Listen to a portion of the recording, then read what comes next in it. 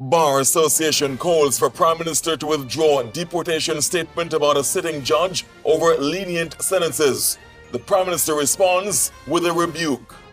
ABS takes a closer look at the law and the sentencing guidelines governing gun-related crimes in Antigua and Barbuda.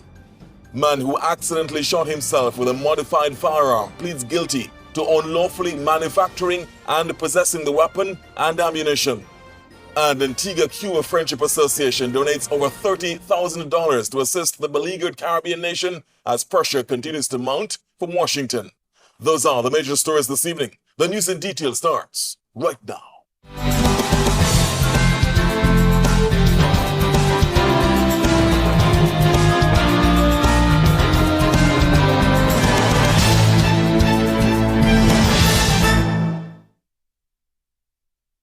The local evening news is brought to you by Nagico, local agents Bryson's Insurance.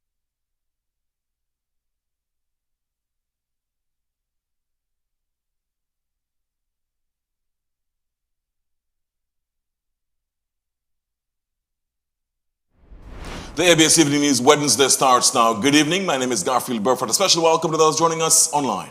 Good evening. I'm Nicola Barreto. As per the norm, let's dive right into it. The Caribbean heads of judiciary have issued a joint statement condemning statements made by Prime Minister the Right Honorable Gaston Brown regarding an unnamed judge. Garfield. Well, joining us as you join us at the top of our broadcast, this is a statement on Monday from Prime Minister Brown, which has unsettled some members of the regional judiciary. Take a listen. And we don't want to say that we are interfering in the judiciary. No, we're trying to protect our country.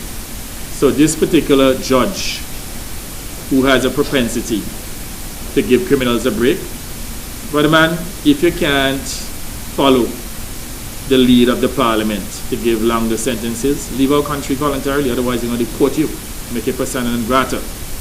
You know who you are. It's the Prime Minister of the country saying this. Now, the Caribbean heads of judiciary, comprised of the chief justices and judicial leaders of CARICOM member states and regional courts, say the Prime Minister's comments are a threat to the very independence of the judiciary. The group also says the statement has, quote, the potential to erode and weaken the efficacy of the doctrine of separation of powers, which is the very bedrock upon which democratic governance rests, end quote. Well, the heads of judiciary say there is a well-established mechanism to address the issue if the Prime Minister feels the sentences are unduly lenient. They say this is providing a right of appeal to the prosecution, or to the protection of the court, to the Court of Appeal, and to the country's highest court. Let's stay with the story. Indeed, Nicola, we can stay with the story as well. Because the Antigua Barbuda Bar Association is calling on Prime Minister Gaston Brown to withdraw his threat to deport a sitting High Court judge over sentencing decisions. Here's more on the story, because the association says the threat to make the judge persona non grata represents a grave threat to judicial independence and cannot be reconciled with the Prime Minister's assurance that he does not intend to interfere with the judiciary. The Bar Association says sentencing is a judicial function, and while Parliament can legislate on sentencing policy, the executive cannot threaten an individual judge with expulsion because of decisions made in court. It argues that even if no formal action has yet been taken, the public threat itself creates a chilling effect on the judiciary and undermines the separation of powers and the rule of law. Meanwhile, the association is urging the government to address concerns about sentencing through legislation, lawful appeals, and the appropriate constitutional and institutional channels. And Prime Minister the Right Honorable Gaston Brown has issued a terse response to the Antigua and Barbuda Bar Association. Well, the Prime Minister has shrugged off calls by the association for an apology, labeling the group as defunct. Several Facebook followers came out in support of the Prime Minister's rebuke of the Antigua and Barbuda Bar Association on Wednesday. Meanwhile, 24 hours earlier, Prime Minister Brown thanked individuals who, he said, had contributed constructively to the debate on the judiciary with suggestions to improve the dispensation of justice. He said, quote, the consensus is for the establishment of a multidisciplinary evidence-based advisory committee, end quote. According to the head of government, the terms of reference for this committee will include the alignment of sentencing policies for possible deterrence and in keeping with the gravity of the crime.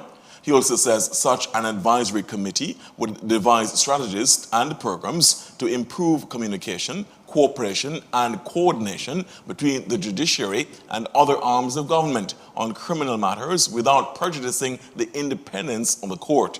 He says the terms of reference could be a more agile could include a more agile and responsive judiciary that will establish sentencing guidelines that are in keeping with the sentiments of the society without prejudicing the fundamental and constitutional rights of the individual.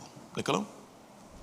A 20-year-old Clearhole man who accidentally shot himself with a modified firearm has pleaded guilty to unlawfully manufacturing and possessing the weapon and ammunition.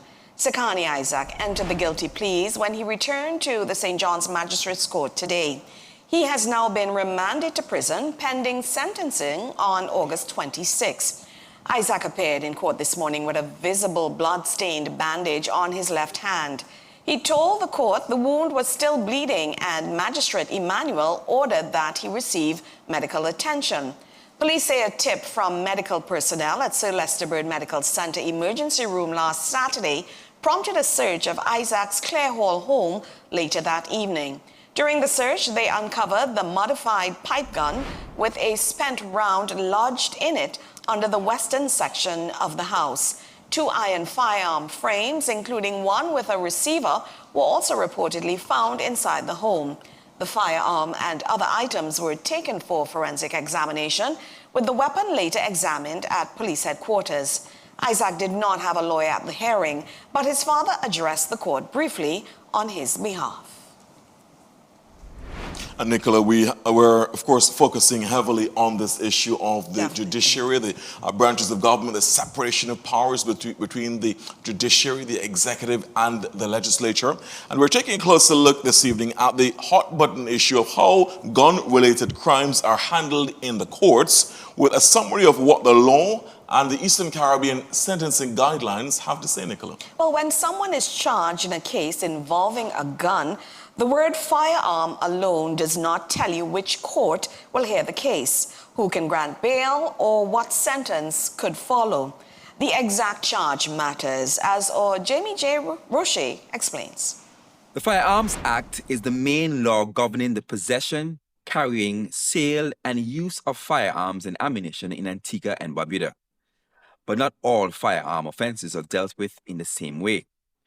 Ordinary unlawful possession of a firearm or ammunition can be prosecuted in the magistrate's court, where the maximum sentence is 5 years. The same offense can also be prosecuted on indictment in the High Court, where the maximum is 15 years.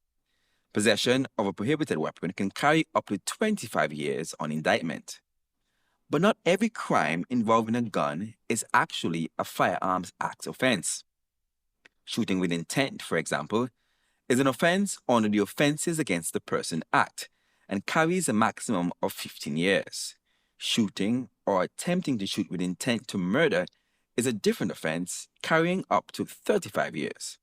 The charge also determines how a not guilty plea is tried. A summary case is heard by a magistrate sitting alone. Indictable offenses under the Firearms Act are tried in the High Court by a judge sitting without a jury. Shooting with intent under the Offenses Against the Person Act is different. The starting position is a judge and jury, although the law allows a judge alone trial in certain circumstances. Bail is a separate issue. A magistrate cannot grant bail for firearm charges, including unlawful possession of a firearm or ammunition. In those cases, bail must be sought in the High Court. And if an accused person pleads guilty, there is no trial to determine guilt. The court moves to sentencing, using the Eastern Caribbean Supreme Court sentencing guidelines. Those guidelines require a structured approach, including a starting point, aggravating and mitigating factors, credit for guilty plea, and credit for time already spent on remand. So when two cases are both described as gun cases, the legal process and possible sentence can be very different. The precise offense determines which court can try it, who can consider bail, how the trial is conducted, and the sentencing range available if there's a conviction. Jamie J. O'Shea, ABS News. Jamie, thanks so much for that explanation. Of course, we'll follow this story and keep you updated. In other news this evening, a new LED airfield ground lighting system has been installed at the VC Bird International Airport. Here's more now because Airport Operations Manager Rex Daly shares the transition from the legacy airfield ground lighting or AGL system in fresh images posted to social media. Daly writes, quote, "It is not simply about installing new lights. It is about ensuring that the infrastructure supporting aircraft operations is safe, compliant, reliable, and fit for purpose," end quote. He says the switchover involved the integration, testing, verification, and operational commissioning of multiple components of the aerodrome lighting and visual aids system, including the approach lighting system, runway edge lights, runway turn pad lights, wind indicators, and information signs. He also confirms the systems have been rigorously tested. He also says the successful installation of infrastructure is only one part of the process and that safety critical systems must be tested, inspected, verified, operationally validated, and properly integrated into the live aerodrome environment before being placed into normal operational service. Just a few weeks away, the Prices and Consumer Affairs Division is sharing some sage advice as parents look to complete their back-to-school shopping. Well, what can we tell you? The division has released the back-to-school edition of its Consumer Impact newsletter. This year's edition focuses on three main pillars: discover, learn, and achieve. The division is encouraging consumers to discover the hidden dangers when making purchases, learn the do's and don'ts of shopping, and understand what's necessary to help your students achieve success. Trade Minister, the Honorable E.P. Chet Green, is wishing everyone a safe and productive school year. The 2025 Consumer Protection Act, he says, provides the necessary provisions to ensure shoppers' rights are protected. While he's quoted as saying, "As consumers navigate this busy shopping season, our officers and inspectors are actively on the ground, conducting market surveillance, monitoring prices, and ensuring that suppliers comply with the law." And you can view the newsletter via the Prices and Consumer Affairs Division's Facebook page. In this ABS News update now, anticipation continues to build for Antigua and Barbuda's historic hosting of the Commonwealth Heads of Government meeting, or CHOGM, this November. With the country expecting thousands of delegates and visitors, tourism officials are focusing on one of the country's most important assets, the people who will interact directly with those visitors. Well, the Antigua and Barbuda Hotels and Tourism Association, that's the ABHTA, is reintroducing its Ease Customer Service Training Program, this time with a stronger emphasis on cultural awareness. The aim is to help frontline workers better understand and respond to visitors from across the Commonwealth. ABHTA Executive Director Patrice Simon says the program has been expanded to match the scale and diversity of CHOGM. Here we are today, 4 years later, talking about CHOGM, which is the biggest event we will have hosted to date here in Antigua and Barbuda. And of the 56 Commonwealth countries that form that body, so far we're channeling registrations from 46 countries. So we're talking about Africa, Asia, Pacific, the Caribbean, and Europe, which means that the need for customer service training now is heightened, and also a bigger picture on cultural sensitivity as well. Leadership consultant Shirlene Nibbs says the training will focus on service as well as on the overall visitor experience. We're also going to heighten the whole component of empathy, diversity, how people see things differently. And I also think it is critical that with the diversity of cultures, they'll have different expectations in terms of how you respond to what they're wearing, what foods they like to eat. So those are just some of the critical areas that I want to highlight.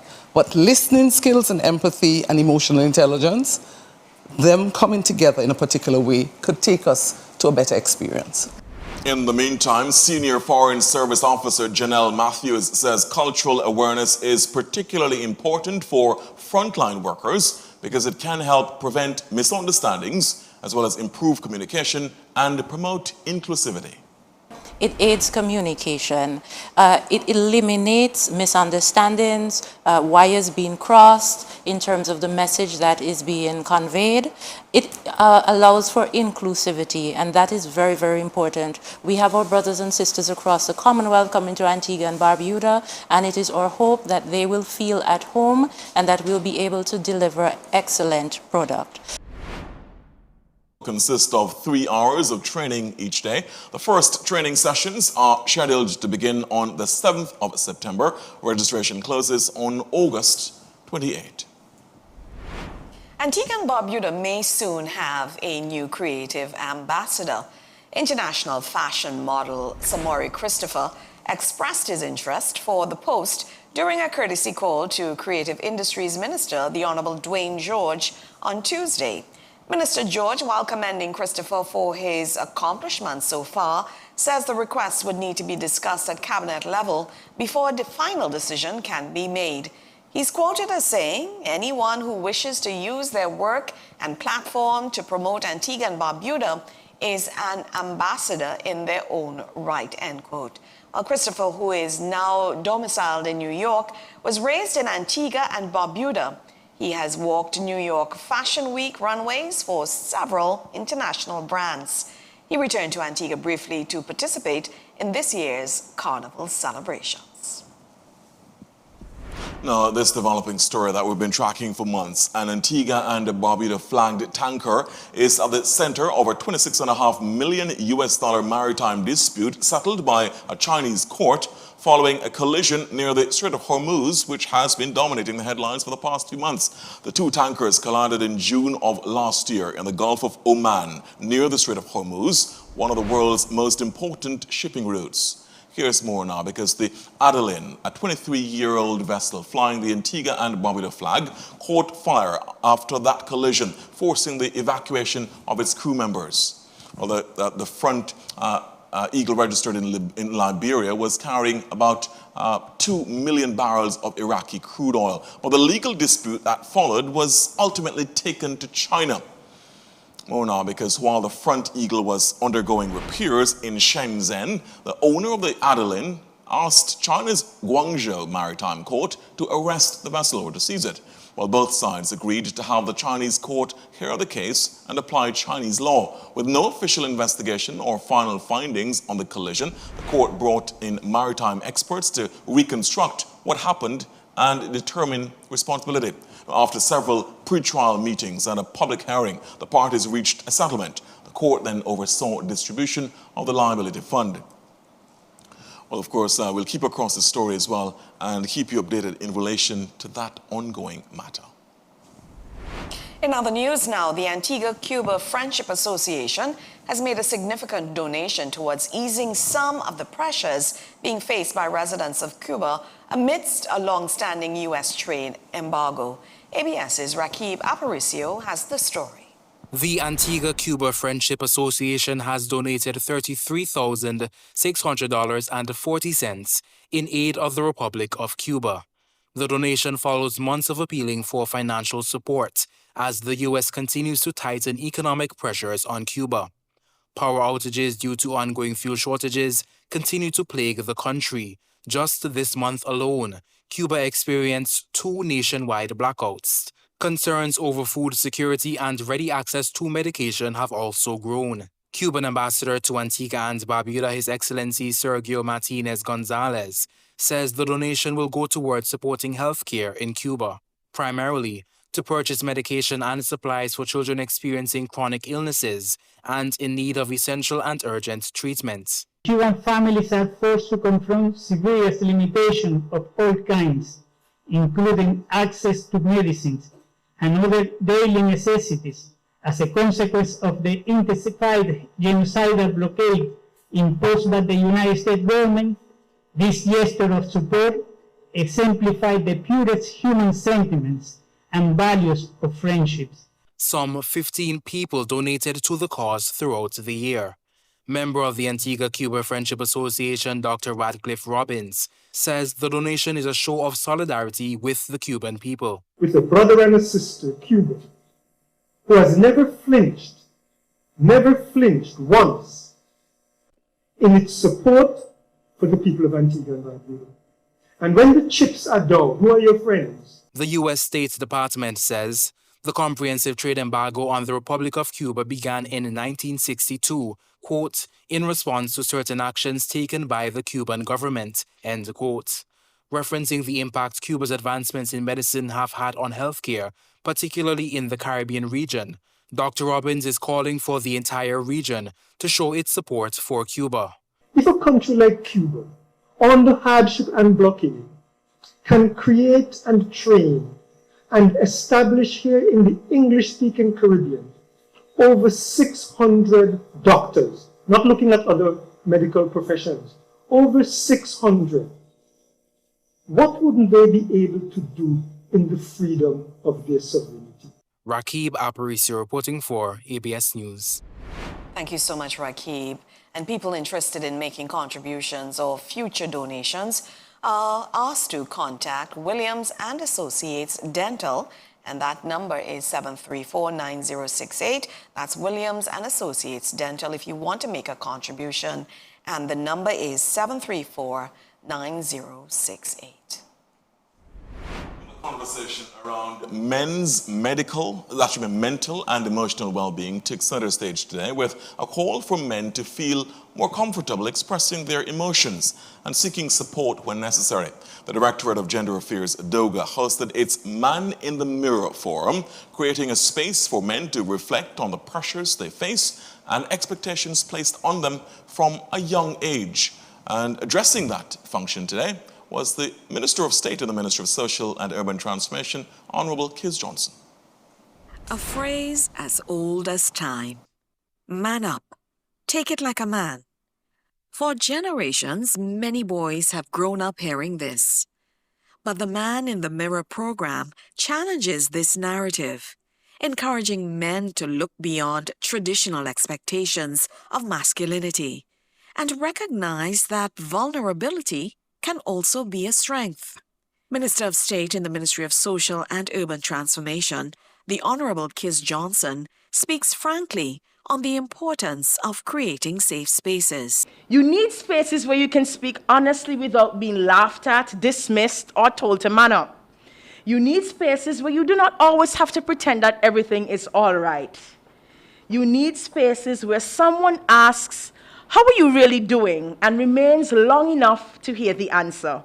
And while society may have taught men to suppress their emotions, Johnson says there is a great need to change that mindset, with a stark reminder that they do not have to hide what they feel. Crying does not make you weak. Asking for help does not make you less of a man.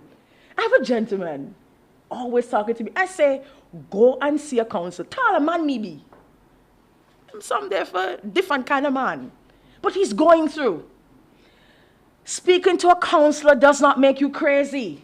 And admitting you are overwhelmed does not mean you have failed. And what about the single fathers? Do they get the validation they deserve? Not that they are seeking such. Minister Johnson shines a light on their realities and the need for greater recognition and support. The single father and the single fathers in our communities, they hardly ever get any recognition.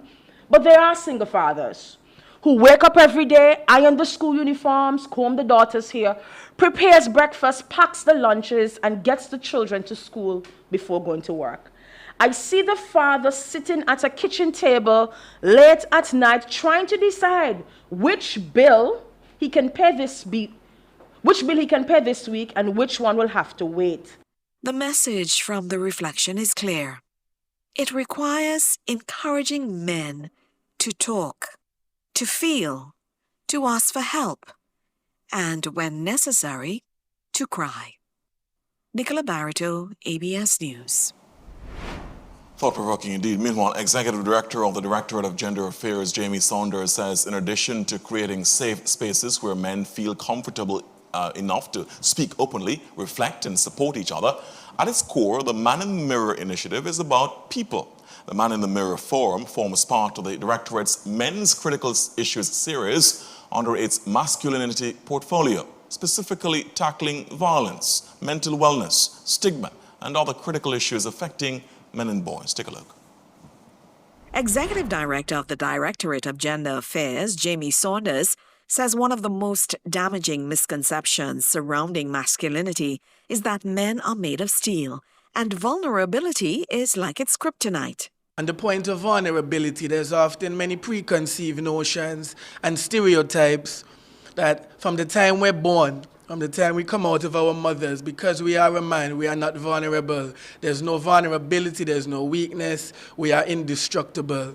That is one of the most harmful fallacies and stereotypes that has wide-ranging and detrimental effects on us as men. Saunders says that mindset would most likely begin in childhood, where most boys are taught to suppress emotions rather than express them. Boys don't cry. We were all told that. Whether you grew up in a single-parent household with your mom, with just your father, with both parents, you were told that within the church environment, within the school, and that is the kind of negative seed of socialization that transcended into mental health challenges that ended up spiraling into those high and disproportionate suicide rates that men are overrepresented. Bottled up emotions and lack of vulnerability, Saunders says, could lead to dire consequences, affecting families and leaving relationships in disarray. Accountability is important. As men, it's important for us to hold each other accountable as well as to check on each other. And I think both of those things go hand in hand, because as men, we are human, we will make mistakes, and it's important to discuss with one another to lead each other back onto the right path. Nicola Barreto, ABS News. All right, that story takes us to our first break here on the ABS Evening News. Before we go to that, though, here's a quick programming note, because be sure to join us tomorrow morning on Antigua Barbuda today. It's a Thursday, the 13th day of August, 2026. And because it's a Thursday, in addition to those guests whom you'll be hearing from talking about various issues, there's also the Pepper Pot question, Nicola, and that asks tomorrow, should artists in Soca Monarch compete with old songs or only new releases? As you can imagine, it has been a hot button issue in the past few days. Yes. So it is the focus of the Pepper Pot question tomorrow morning on AB Today. Weigh in if you can, whether on telephone or online. When we come back, we'll turn our attention to more stories this evening, including this one. Well, as you know, yesterday was World Steel Pan Day, but the Department of Culture is extending its pan celebrations to the entire month. Yes, the entire month. And we're going to tell you how you can get involved. Garfield, what's happening in sport? In sports, quite a lot to talk about, Nicola. One of the stories is that West Indies only runner Justin Graves is among 3 players nominated for the ICC Men's Player of the Month Award for July. We'll tell you about what he's done in terms of his statistics. Quite impressive, as well as the other 2 players who've been nominated. Upcoming on the ABS Evening Sports with Terry Andrew. But first, the break ahead of more national developments. Stay with us, please. At Nagico, the things that matter to you matter to us. Like knowing you're covered when your house gets flooded, getting your settlements quickly and fairly when a fire hits your home, and making sure your business can keep going even after an accident happens on site. At Nagico, we're about much more than just insurance. We're about the big things and the small things that mean everything.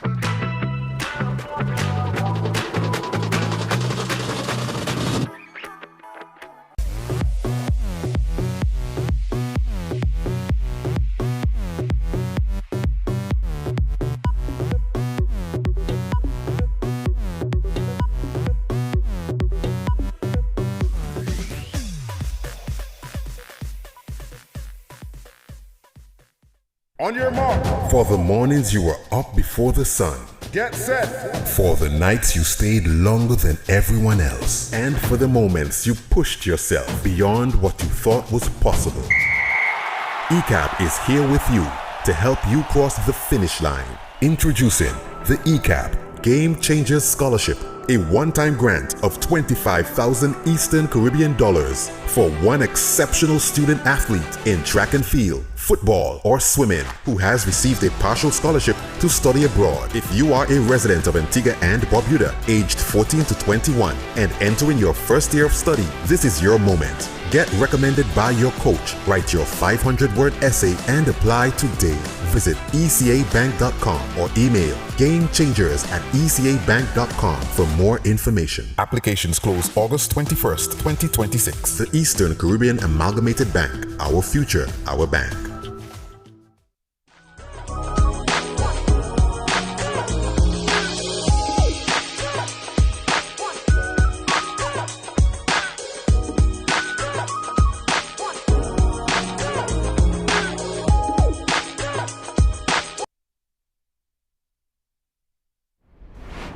Thank you so much for staying with us. Welcome back. Let's continue with national developments right here on the ABS Evening News. While the Commonwealth Foundation has postponed its upcoming short story prize until January 2027 as it conducts a comprehensive review of the competition's processes, entry rules, and submission guidelines. Garfield. It's a story that we've been tracking quite closely over the indeed. past few months because the decision affects writers across the Commonwealth, including authors right here in this country. While the foundation said the review is intended to strengthen its processes in response to the challenges posed by artificial intelligence or AI, while maintaining its commitment to showcasing original writing. Well, the postponement follows allegations this year that artificial intelligence was used to write the winning stories. The foundation responded by conducting a month-long review of the creative process behind each winning story before deciding to uphold the judging panel's decision. The foundation says while we stand by the outcome of the review process, we also acknowledge the need to evolve our approach. It adds the changes are intended to ensure that participants, staff, entrants, readers, and judges are better prepared to address the challenges posed by AI in future competitions. Well, the Commonwealth Foundation assures it remains committed to sharing unique human stories that demonstrate imagination and flair. Of course, we'll keep across that story as well for you. Now, on the heels of World Steel Pan Day commemorated yesterday, the Department of Culture says it is extending its pan celebrations to the entire month. And here's how you can get involved. Take a look, because the Culture Department launched its Antigua and Barbuda Steel Pan Icons, honoring the ones that shaped our sound social media campaign to celebrate the people and institutions behind the art form's preservation. If you know someone or a band worthy of being honored, you're being asked to submit your recommendation to CDDAN, that's CDANU, that's CDDANU, .info@gmail.com, and be sure to include their name, community, area of contribution, a short description of their work, and any available photographs or historical information. The campaign lasts until August 31. The department says it's aiming to celebrate steel pan excellence in this country while preserving the history of the art form's development in Antigua and Barbuda. 1945 is recognized as the beginning of the steel pan movement in Antigua and Barbuda. Nicola?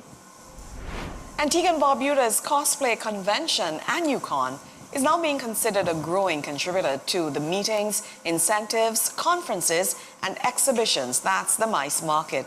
Philana Johnson reports on why this is and how the event has been expanding throughout the years.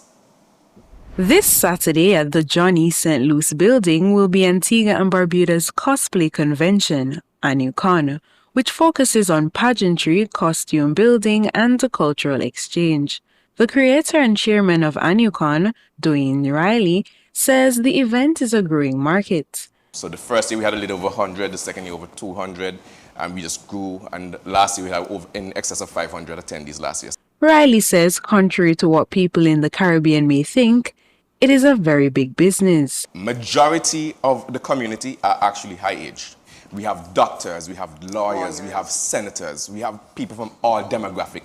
And we want to join the ranks like Trinidad, Alias Expo, which I have a relationship with the owner of that person, of that con, Anime Con in Barbados. And the Antigua Tourism Authority has taken notice, coming on as a sponsor.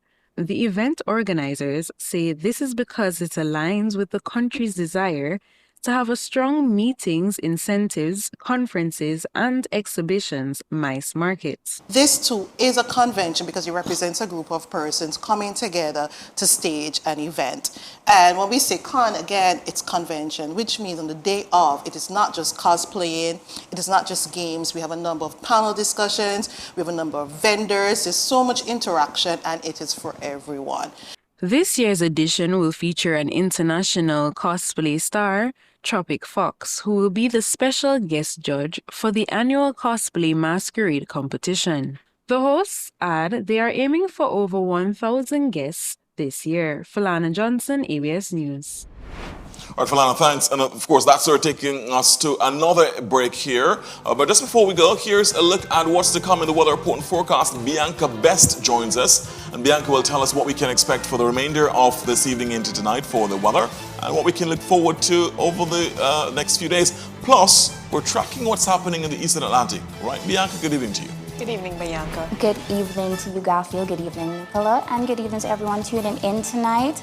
For the rest of tonight and to tomorrow, we can expect conditions to continue like what we experienced today. But I'll definitely tell you more about that as we get back after this break. The weather report is brought to you by Leeward Islands Hurricane Protection.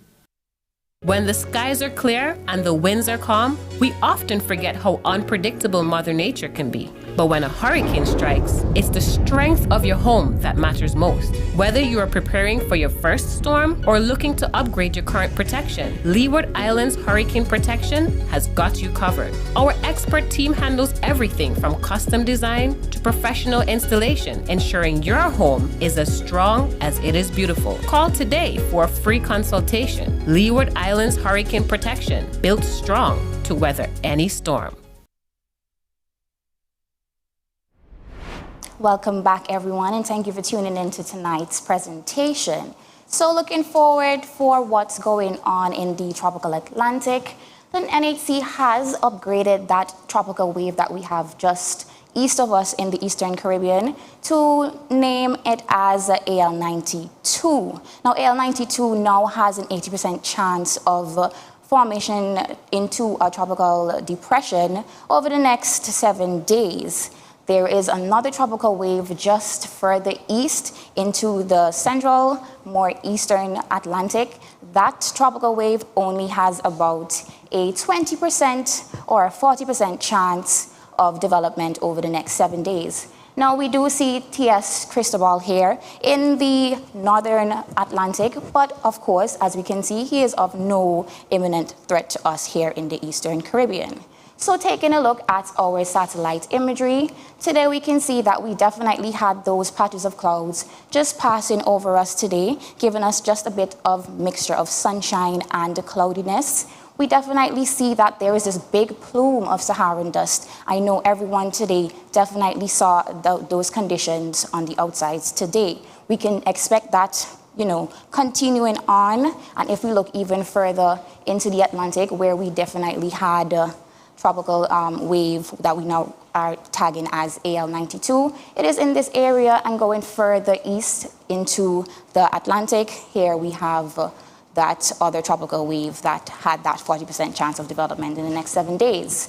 Just taking a look at our infrared imagery, just to show how that development is. As you can see, we don't have much of a circulation ascertained to AL92 yet, but of course we are in hurricane season, so as you know, we have to stay prepared. You know that us here at the Met Office, we will definitely keep you guys updated as to what's going on, so make sure that you stay in tune.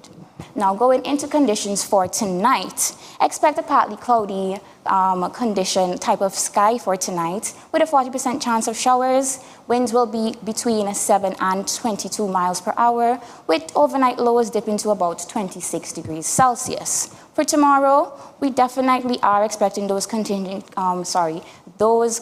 to push into tomorrow. We will still have that bit of hazy skies. I definitely want to take caution of to those persons who have respiratory conditions. Please take caution, take the necessary steps to safeguard your health. Tomorrow's temperature will definitely peak to about 34 degrees Celsius as we experienced today. These conditions will continue into Friday, but we'll get to that shortly. The winds will continue being out of the east at 7 to 22 miles per hour. And if we look at the marine conditions are a bit elevated, so small craft operators should exercise caution. We are experiencing wave heights between 0.9 and 2.4 meters, just about 3 to 8 feet. The winds over open waters can go up to 25 miles per hour. Now, if we move on to the 4-day forecast, conditions, as I said, will continue as we experience today into tomorrow and Friday. But as that tropical wave, AL92 that is, comes closer into the area, we will see those showery conditions, those cloudy conditions, and a possible, isolated thunderstorm developing as we move into the weekend, and that is Saturday and Sunday. Temperatures will stay within the ranges that we are currently experiencing, and that is, if we're looking at the seas, we will continue to experience moderate sea activity. That is it for tonight's presentation, and thank you. Back to the desk. Thank you so much, Bianca. All right, so Bianca, we should be mindful that coming up on the weekend, there could be some impacts from AL92. What is now AL92, is that it? That is correct. However, it's still a bit far off, and conditions can change rapidly. I definitely want to highlight again that we do have that plume of Saharan dust, and the thing about Saharan dust is that it could really affect and change those chances. So, as it stands, there is an 80% chance of development. However, as that system moves closer to us, you have to stay updated with what's going on because conditions can change. We do have the environmental factors that will be conducive for development, but there are also limiting factors that are changing so rapidly. Hence, again, I need to make sure I stress that we have to stay updated with these conditions. So both conducive and hostile conditions that are at play. Correct. With this very, very fluid situation, therefore. So we have to monitor. We have to hang on to your every word, Bianca, yourself and your colleagues at the Met Office. Yes. And of course, I'm pretty sure that you're keeping your eyes peeled on on the forecast models and on all the variables in relation to the atmospheric conditions. So thank you so much as ever, Bianca. So Saturday, Sunday could be a little bit showery, you say, based on those forecasts. Yes. We'll monitor very closely alongside yourself and your colleagues. Bianca Best, ladies and gentlemen, thank you so much. Of course, we thank members of the Met Office, the team there, for making sure that we are the weather headquarters. When the weather is in the news, trust us for regular and timely updates. We are your weather headquarters. Up next, we'll take you to a look at news overseas. One of the stories that we're tracking in the region. We'll hear from Barbados' Prime Minister Mia Moore-Motley, who is calling on regional conglomerates to limit profit margins on essential goods. We'll have the very latest coming up. And internationally, 7 U.S. Navy personnel have reportedly been killed with several others wounded. And we also have another major story for you internationally because I believe that a ferry in Zimbabwe approved to carry 90 passengers capsized, killing 44 people. So another ferry tragedy. All of that and more coming up right after the break. Stay with us. ACB, drive to 70. With ACB, we know BYD SUV. It's been 70 years, let's celebrate. Our legacy strong, our future's great, yeah, yeah. Every loan, every tap that you do brings that BYD SUV closer to you. Drive to 70, then we celebrate. ACB strong, the future's great. Drive to 70, keep the battery alive. Come with our SUV and take the champion drive. Every loan you take, every tap you make. Yes, each one gives you more chances to win. The prize? A brand new BYD SUV. 70 years strong, take a victory ride. Drive to 70, keep the party alive. Come in our SUV and take the champion drive. Terms and conditions apply.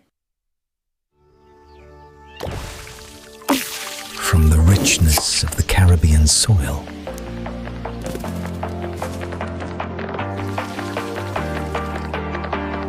fresh, pure, naturally powerful. from wholesome roots to irresistible crunch.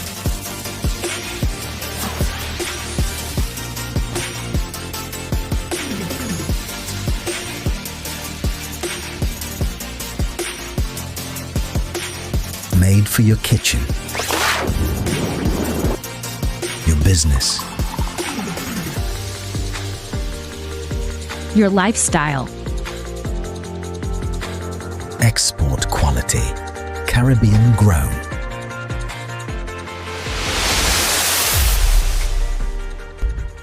Crispa, real Caribbean, real flavor. Available now.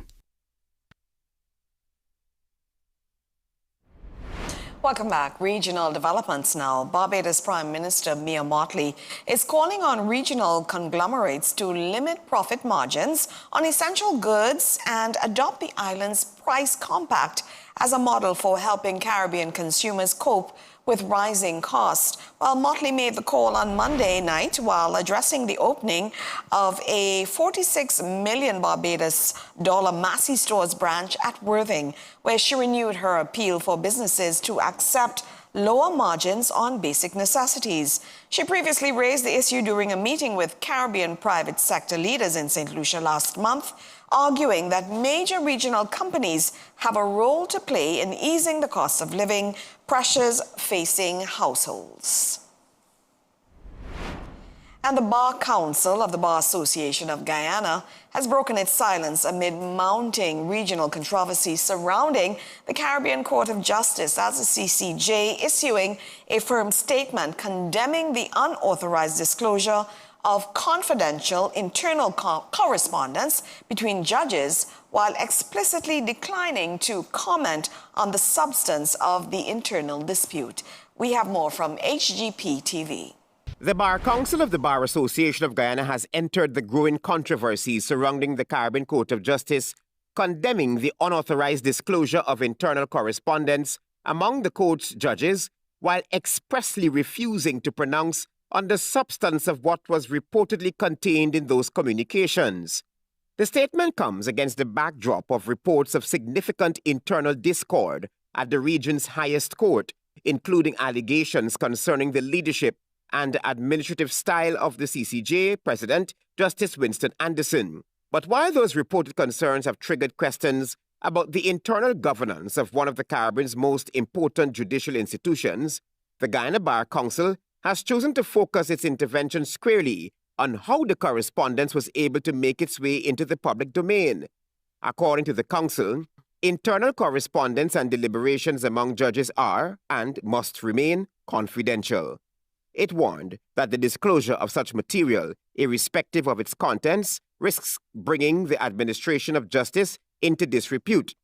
The Council went further, declaring that any unauthorized disclosure to the media would amount to what it called a gross breach of confidence and a serious dereliction of duty by whoever was responsible. States is seeking to deepen its economic partnership with Guyana by supporting infrastructure development and helping the country turn its growing energy wealth into broader economic gains. U.S. Deputy Secretary of State Christopher Landau says on Tuesday. While speaking in Georgetown after meeting with Guyana President Irfan Ali, Landau said the United States wants to be part of Guyana's long-term development as the country's offshore oil industry fuels rapid economic growth. He said Guyana has reached a stage where major investments in infrastructure will be necessary to sustain its economic expansion. Guyana's economy has expanded dramatically since the discovery and development of major offshore oil reserves, generating increased government revenues and driving significant public and private investment. Well, that's a quick look at regional developments. When we come back, Garfield has international news. Welcome to Hadid Dental Clinic, where your oral health and beautiful smile are our top priority. We utilize state-of-the-art technology, like advanced panoramic X-rays, for precise diagnostics. Our experienced team is dedicated to providing comprehensive dental care, from routine checkups and restorative procedures to enhancing your smile with professional teeth whitening. At Hadid Dental, we embrace innovation, like advanced intraoral scanning for accurate digital impressions, ensuring the highest quality and efficiency in your treatment. Whether it's complex procedures or detailed imaging, our commitment is to your lasting oral health. Hadid Dental Clinic. Your smile, our priority. Visit us today.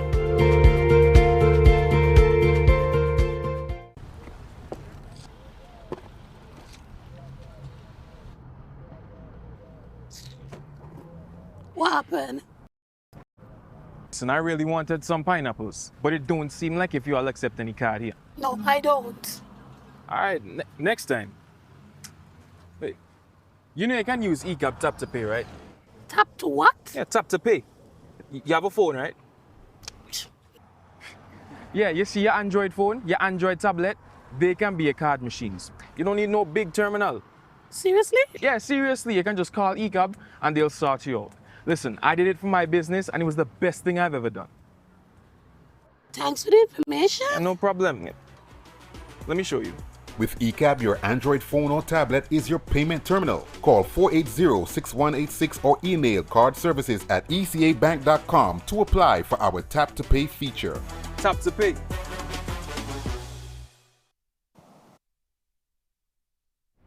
Welcome back. Here's a quick look at international news now. Let's go to Africa first. On Lake Kariba in Zimbabwe, a ferry approved to carry 90 passengers and 5 crew members capsized, killing at least 44 people. Official ticket records show 114 adult passengers were on board and an unknown number of children below ticketing age may be missing. Rural communities rely on the 5-hour lake journey to reach Kariba town. In Harare, residents question why such an old boat was still in service and demand new, safer vessels. An ongoing investigation in Zimbabwe. Well, we're also tracking this developing story because 7 U.S. Navy personnel have reportedly been killed, with several others wounded following what is being described as a violent clash aboard an aircraft carrier. The report comes from Iran's Tasnim news agency, which cited an informed military source about that claim, as Telesaur reports. The incident reportedly began after an advisor to U.S. Central Command Chief Brett Cooper boarded the carrier to address complaints over its prolonged deployment. The advisor was reportedly met with booze and had water bottles thrown at him during a gathering with crew members. The confrontation then escalated into a fight involving knives and other bladed weapons, according to the report. The USS Abraham Lincoln has been deployed for 263 days and is currently operating in the Indian Ocean. The report says the carrier has... If you're in parts of the world today, you would have seen an amazing solar eclipse. A spectacular celestial event captured attention across Europe today as the solar eclipse plunged parts of Spain into an extraordinary period of darkness. The rare eclipse marked a dramatic moment for sky watchers, with the moon moving directly between the Earth and the Sun and temporarily blocking sunlight across parts of the region. For observers in the path of totality, daylight faded dramatically as the moon completely covered the sun, creating an unforgettable sight in the daytime sky. Extraordinary. Of course, there were special glasses, which, Nicola, those went off the shelves rapidly in preparation for today's solar eclipse. Of course, people had a chance, especially in the area of totality where there was a total solar eclipse, to witness day turning to night within minutes. Definitely would be something. I'm sure those went like hot bread. They did indeed. All right, when we come back, we'll turn our attention to the sporting developments. Terry Andrew joins us for a quick look at sports, including all the latest on volleyball. Plus, we'll tell you about the CPL last night. It rained sixes at Savannah Park last night. A high-scoring match. We'll tell you how that went. Plus, we'll tell you about, as we mentioned earlier, Justin Graves and his nomination as Player of the Month for July. All those stories coming up next. Stay with us. Reporting live from Caribbean Union Bank's press conference, where bank representatives will address its customers and the media, explaining just how CUB simplifies life through its financing. Today, my team and I will share with you how CUB's financial solutions are designed to simplify your life. Now, let's open the floor for any questions that you may have. How can you help me as a retiree? That's a good question. We offer customized retirement solutions at competitive rates. How easy is it for me to switch my mortgage to CUB? With attractive interest rates and minimal switching fees, CUB makes switching mortgages easy. Do you offer point-of-sale machines? Absolutely. All point-of-sale systems can speed up checkout and boost sales. Those were great questions, and our team is here to further support you. We're Caribbean Union Bank, the bank that cares, and our doors are open to welcome you.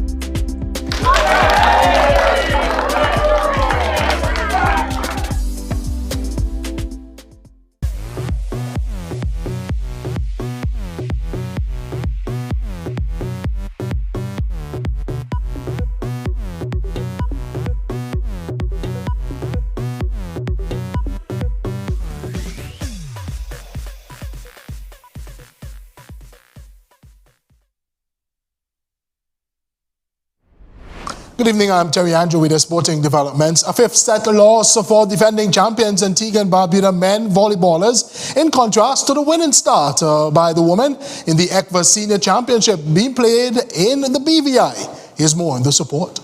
The defending champions Antigua and Barbuda, playing in black, were defeated by St. Lucia in white 3-2 in a five-setter at the Multipurpose Sports Complex in Tortola.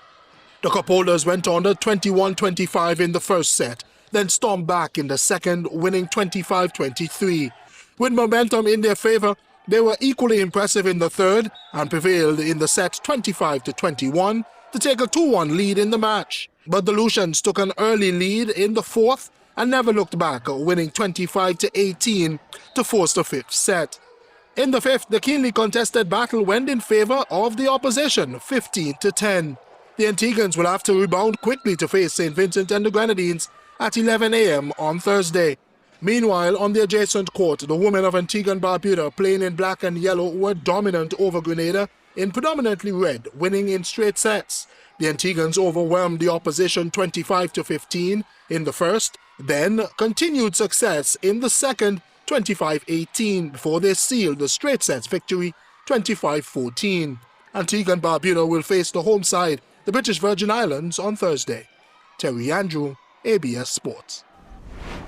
Now to cricketing news, just before we get to the CPL, West Indies all-rounder Justin Graves is among 3 players nominated for the International Cricket Council ICC Men's Player of the Month Award for July.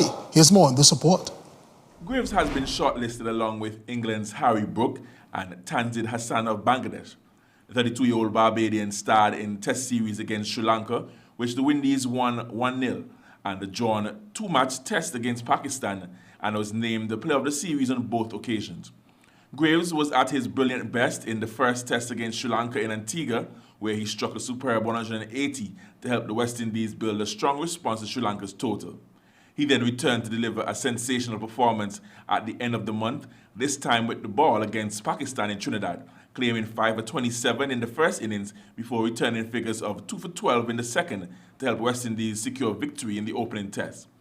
Graves finished the month with 215 runs at an impressive average of 71.66 from 2 tests, while also taking 8 wickets at an average of just 10.25. Meanwhile, Brook enjoyed a hugely successful month for England, playing a key role in his side's white ball success against India.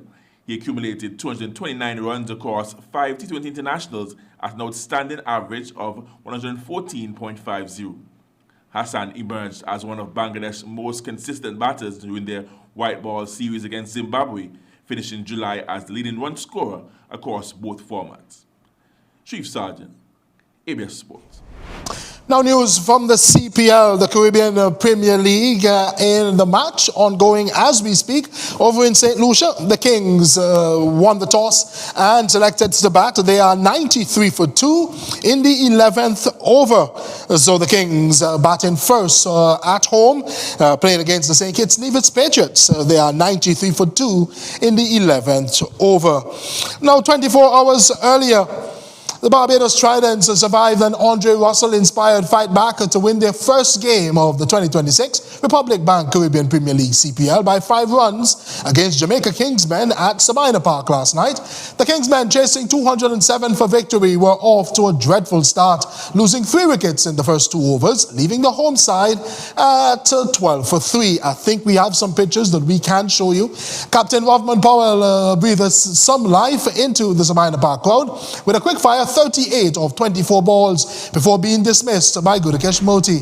Outstep Russell, who smashed the Tridents bowlers to all parts of the ground, reaching 50 in 27 balls. He finished with 68 of 38 deliveries, which included 9 sixties. Vittel Laws followed in Russell's example, hitting 4 sixes of his own in a 69-run partnership between the pair. The Tridents eventually prevailed after getting Russell and Laws in the last over, and the Kingsmen needing 6 from the last ball. Daniel Sims bagged 4 for 20, and Chris Green picked up 2 for 27. Earlier, a superb 93-run partnership between West Indies duo Brandon King and Sherfane Waterford led Barbados to a total of 206 for 3 at the end of their innings. Waterford hit an unbeaten 50 and King scored 72. The Tridents came up firing with 19-year-old Zachary Carter taking Sabina Park by storm. On his CPL debut, the teenager hit 27 of 15 balls. And here in Antigua, the Leeward Islands suffered an 8-wicket defeat against Trinidad and Tobago in the CWI Rising Stars on the 19 tournament at Coolidge Cricket Grounds today. The Leewards were bowled out for 50 in 16.2 overs. Samara Ramnath captured 4 for 3 in 2.2 overs. And Brianna Haricharan picked up 3 for 15 from 3. In reply, TNT cruised to 52 for 2 in 13.2 overs. Over at Liberta, Barbados defeated Jamaica by 6 runs. Barbados 102 for 8. Jamaica, in reply, were restricted to 96 for 9 from their 20 overs. And at Coolidge, Windwards won by 15 runs over Guyana. Windwards 93 for 3, Guyana 78 for 8. And finally, in football, Paris Saint-Germain made it back-to-back UEFA Super Cup titles after a narrow 2-1 win over the spirited Aston Villa. Desiree Doué's 62nd minute winner after a VAR check for offside sealed the success for the Champions League holders in Salzburg. Kvaratskhelia thumped in a delightful 20-minute opener for PSG before Villa's Brian Majjo announced himself in fine style with a 54th minute leveler. The 17-year-old striker became the youngest scorer in the Super Cup when he struck on his debut at the Red Bull Arena. Majjo, an England under-17 international, had already missed 2 fine chances, shooting wide and heading over before volleying in John McGinn's cross at the far post just before half-time. That's the sport. Nicola, Garfield.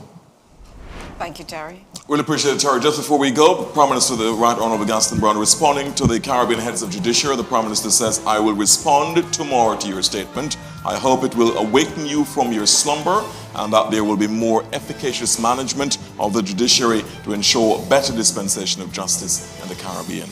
Meanwhile, the Prime Minister has written to the Chief Justice of the Eastern Caribbean Supreme Court, that's the Honourable Madam Justice Margaret Price Findlay. He has proposed that an independent committee be constituted without delay to examine sentencing for firearm and other serious violent offences, repeat offending, and the operation of the wider criminal justice system in Antigua and Barbuda. Much more, of course, coming up at 10 with our Jamie Cherishane. I'm Garfield Burford on behalf of the entire team. Good evening. I'm Nicola Barito. Have a great night. I'm Terry Andrew. Thanks for watching.